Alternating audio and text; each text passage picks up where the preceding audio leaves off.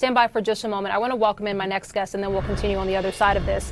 With me now from Capitol Hill is Democratic Senator Chris Coons. He is a member of the Senate Foreign Relations Committee. He is also a co-chair of Joe Biden's re-election campaign. Senator, good to have you again. Thank you. Great to be on with you again, Rahel. I want to start with some comments within the last hour from Senate Majority Leader Chuck Schumer, if we can listen together, and then I'll ask you on the other side a question. As a lifelong supporter of Israel, it has become clear to me the Netanyahu coalition no longer fits the needs of Israel after October 7th.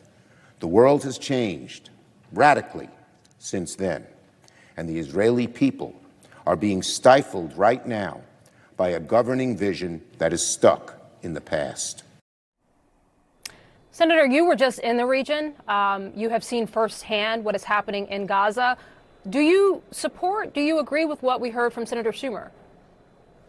Well, I obviously just heard that brief clip. I'm not sure what the rest of his speech was about, but let me interpret if I can. Prime Minister Netanyahu has a governing coalition in Israel that includes two very far right-wing members, Minister Smotrich and Minister Ben-Gvir. And they have made it very difficult for the delivery of humanitarian aid into Gaza, for the preservation of stability in the West Bank. And I think Leader Schumer in that speech was indicating that Prime Minister Netanyahu has a governing coalition whose vision doesn't align with Senator Schumer's vision for a path towards a two-state solution, for a path in which Israel both defends its civilian population against Hamas and protects the civilian population of Gaza. If that's roughly what his speech was about, then I think it's past time for us to be clear with our close and trusted ally Israel that we have a real disagreement about the path forward between Israel and Palestine. Senator, would you also say that it's past time for a new election, which is also part of what Senator Schumer said? And I'll read for you, and I certainly take your point that you haven't heard it in full. But right. He did say, I believe a new election is the only way to allow for a healthy and open decision-making process about the future of Israel. Do you share that sentiment that it is essentially time for Netanyahu to step aside? Well, those are two different things. Time for a new election and time for Netanyahu to step aside. Look, Israel is a democracy, and I think we need to respect that as an ally and a democracy, whatever the result is of their elections, we should respect their free and fair elections. But it may well result in Netanyahu no longer being the prime minister. He is significantly unpopular because many Israelis in recent polls blame him for the security failures of October 7th. It has been Prime Minister Netanyahu's strategy for a long time to divide the Palestinian people between Gaza and West Bank, to weaken the Palestinian Authority in the West Bank and to tolerate Hamas in Gaza, partly to avoid ever having to negotiate for a two-state solution. So if I understand properly your question and the speech by Leader Schumer that I didn't get to hear, I would understand why he might be saying it's time for new elections in Israel in order to make sure that the strategic direction of Israel aligns with its interests and values.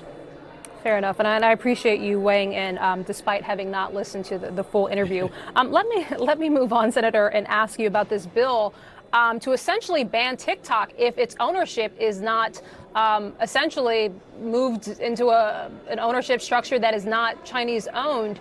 It obviously passed the House. It seems to have bipartisan support from very prominent senators. Do you support this legislation? Where do you stand on the issue? I'm inclined to support it if it accomplishes two goals. If TikTok will still be widely available in the United States, and if we can end the shipping of personally identifying data of Americans to the Chinese Communist Party. I have been briefed in the past on the security threat to our democracy, our society, to our citizens posed by TikTok because it is controlled by a Chinese company. But I have not had a full briefing. I know there are some folks arguing that there are First Amendment concerns. I want to make sure I take those into account. But on a gut level, I want to make sure that social media, and that's not just TikTok, but that social media is not being misused to mishandle the personal information of tens of millions of Americans. Yeah, some 170 million Americans reportedly use TikTok. Senator, let me ask before I let you go, you are, of course, co-chair of the president's re-election campaign. The president has indicated that if this TikTok bill got to his desk, he would sign it. Any concerns or worries about how that might be viewed among younger voters who disproportionately use TikTok? I think it's important to be clear that the goal of this legislation is not to ban TikTok. It's not to shut it down. It's not to deprive Americans of the opportunity to participate in the ingenuity and the creativity that is common on the TikTok platform. It's instead to stop the pipeline from their phones to the Chinese Communist Party and the ways in which it may be mishandling their data. So I do think that if we fail to communicate effectively to younger Americans, many of us will have angry family members, myself included. I don't want to ban TikTok. I want to stop it from being able to take the data of Americans of all ages and backgrounds and send it to a foreign adversary.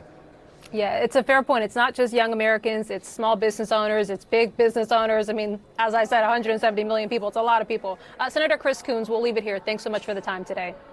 Thank you.